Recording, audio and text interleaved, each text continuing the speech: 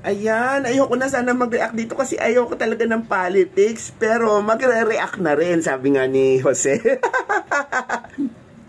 Kasi naman, di ba, masyadong controversial to ngayon, yung 125 million ni VP Sara na confidential fund na nire-request niya sa Congress as versus sa 1.6 billion alleged expenses or extraordinary fund ng Congress. Ngayon nagkakawindang-windang sila kasi ang gusto mong palabasin ng Congress is pilitin ng SMNI na palitawin yung source nila kung kanino nang galing yung ganyang issue. At ang sabi naman ng SMNI, may rights naman sila para itago yung kanilang source, which is inalo. Talagang may batas talaga doon na hindi sila pwedeng pilitin i-divulge kung sino yung nagsabi sa kanila ng issue na yan. But anyway, para sa akin lang naman, di ba? Ganito lang naman. Yung dati, yung sa ABS-CBN, kaya hindi naman sila sa, hindi naman sila tinanggalan talaga ng franchise. Ang nangyari sa ABS-CBN before is hindi lang na-renew yung franchise nila. Magkaiba kasi yun di ba? Etong nangyayari ngayon sa SMNI is balak nilang tanggalan ng franchise kasi may violation daw doon sa figures na siguro meron niyang bylaws na sinusunod bago sila magbigay ng franchise. Magkaiba naman. So yung sa ABS-CBN hindi lang naman na-renew. Bakit hindi na-renew? Kasi they are already violations, clear and factual violation. Even yung kahit si Mel Chanco mag-a-agree rin na may violation talaga, di ba? And Mel Chanco is a known personality. Fact yun.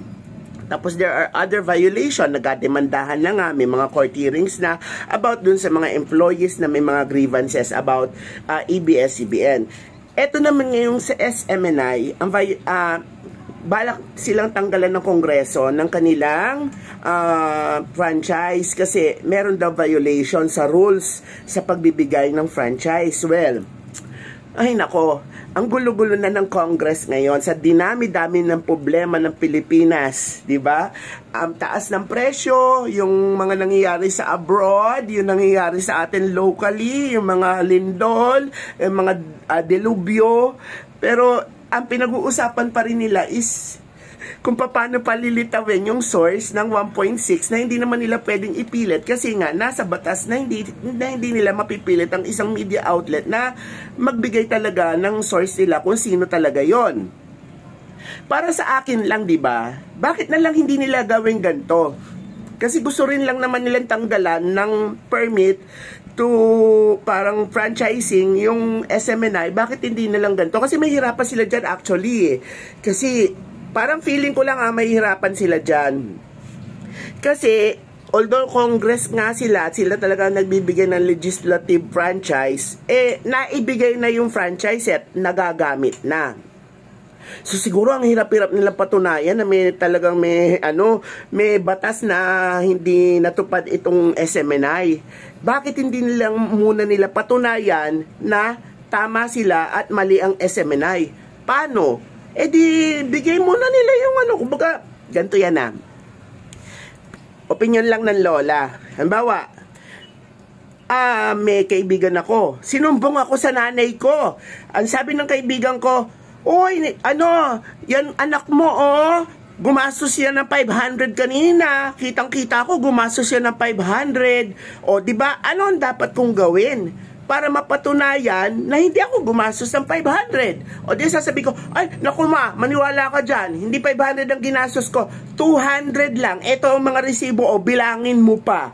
Diba? Yun ang pinakamagandang paraan. Well, kapag napatunayan na nila na yan lang talaga ang ginastos nila, saka nila balikan ngayon ang SMNI. Kasi 'di ba, may proof na sila na false yung accusation ng 1.6 billion. Alleged pa lang naman yan Kasi tinatanong pa lang naman ng SMNI kung totoo ba yan.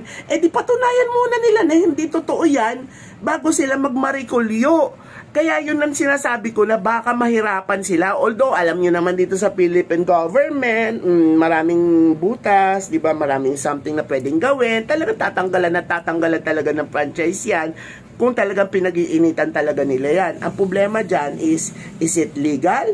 Is it bylaws na talagang dapat tanggalan ng franchise ang SMNI? Di ba mas maganda kung meron muna silang pinangahawakan magandang ebidensya na nagsisinungaling ang SMNI bago nila tanggalan ng franchise yan. Yun lang naman ang take ko doon. Bakit ba kasi ayaw nilang kung okay naman yung pinagkagastusan yung 1.6 billion na yan?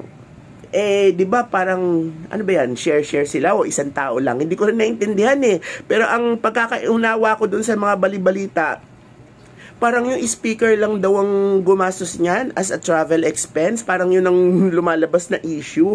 Baka hindi naman. Grabe naman. Sana ilang panig ng mundo na ilang panig na ba ng mundo ang malilibot mo para sa 1.6 billion? Grabe siguro. Sabagay kasi pwedeng ang dami niyang sinama, no? Malay mo sinama niya yung buong Congress. Tapos lahat sila nag-share dyan sa 1.6, parang ganun, ano? Malay mo naman. Pero mas maganda na siguro kung ang Congress na mismo ang mag-initiate ng kanilang due responsibility sa mga tao na patunayan nila na hindi totoo yan. Maglabas sila ng resibo para hindi sila nakikitaan ng mali. Kasi kahit sino may duda Okay, may duda tayo dun kay OVP na 125. Bakit ansa mo gagamitin yan? Pero mas may magdududa ang taong bayan sa 1.6. Kasi mas malaking halaga yun di ba?